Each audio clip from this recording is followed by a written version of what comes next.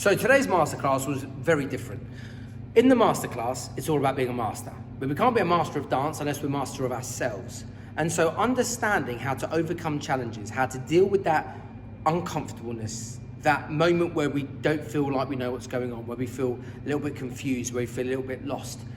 When we make that uncomfortable place more of our comfort place, then we can get ahead and we can strive and we can achieve much, much more.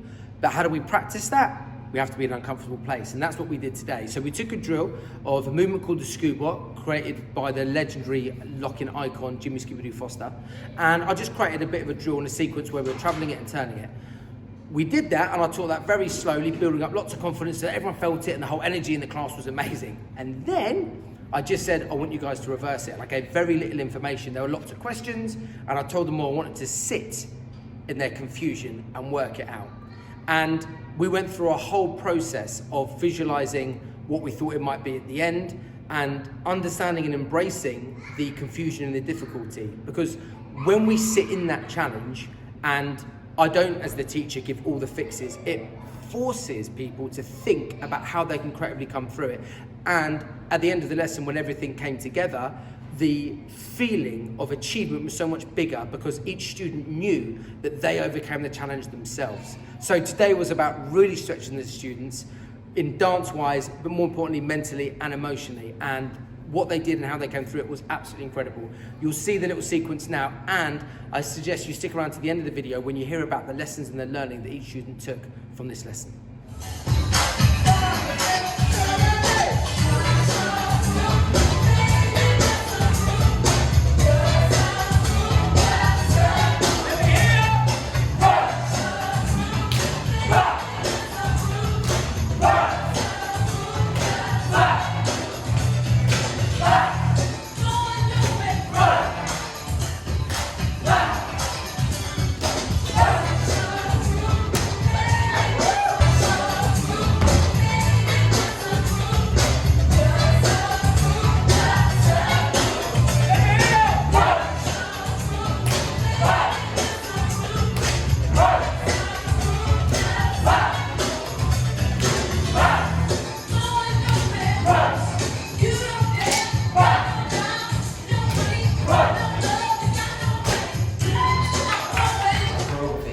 So what were your biggest takeaways? What did you love today? What did you learn?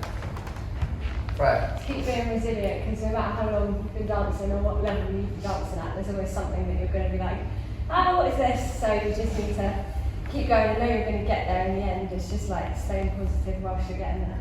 And what are some of the challenges that you faced while you're trying to be resilient?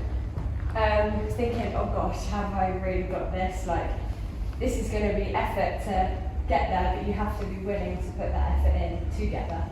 And how did you overcome that today? By just like resetting every time, like resetting my mind, not thinking, oh, I messed like this last 5 up, like I'm going to mess this one up. No, just it's a fresh slate each time, and then thinking, I'm going to get it this time. Even if you don't, like it's good to keep that going. Sick. No. Confusion is the best place to learn. Confusion is the best place to learn. Deep people?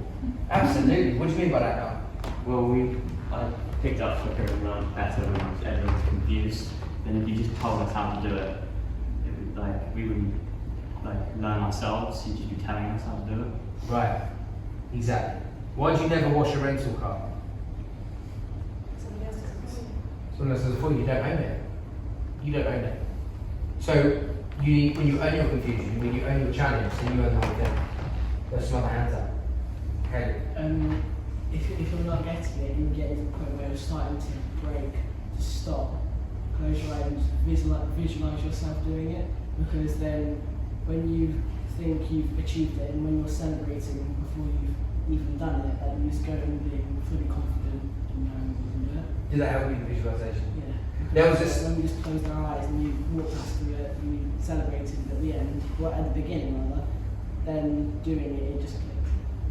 It's so funny, isn't it? And this matters everywhere. This works everywhere. Any situation you want to go into, visualizing the process. And it's not just about the celebration at the end. That gets you in the positive state, the energized state that you need. But it's visualizing the process and taking your mind through it. You see, your mind can't see the difference between what's real and what's imagined. Our brain sits like in a skull. It's pretty dark in there. Yeah, and it doesn't understand what you imagine. If you guys ever been in a situation where you've thought of something that's happened in the past and it's made you upset or angry or frustrated, right? It's not real though, is it? It's happened, right? But you make it real, you relive it by your imagination. Now here's the thing, if we can put that movie of that difficult memory in the past in front of your brain, if you like, and make you feel a way that isn't very nice, what if we can put something else there that's a positive reinforcement of what you can achieve? How would that make you feel? More energized, more confident? Then you'll be able to do more. So they did a study. I believe it was Russian Olympians. I believe it might be German, but it was a study on training, right, for Olympians. And what they did is they had one group that was studying 100% physical. So just going through the motions, 100% physical. The next group was doing 75% physical, and then using 25% visualization. The third group was 50-50 on physical and visualization, and the final group was 75 visualization, 25% physical work. Which group do you think was the most successful? Why?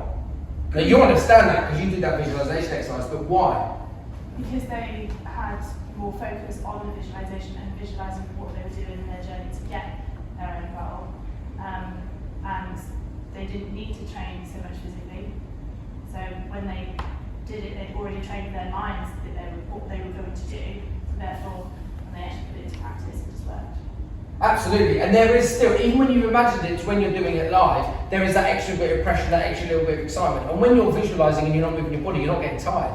You're not draining your muscles. You can train longer. So people think often with sports, with dance, that it's about just purely body, and it isn't. It's about the whole thing. It's about mind, body, and spirit. And so when we can invoke the mind, when our body becomes tired, or when our emotions get involved and we start thinking, oh, I haven't got it, I'm rubbish, I suck, I'm confused, when we can then start to use the mind and visualization techniques, that's when we can step up a level. Did you have fun today?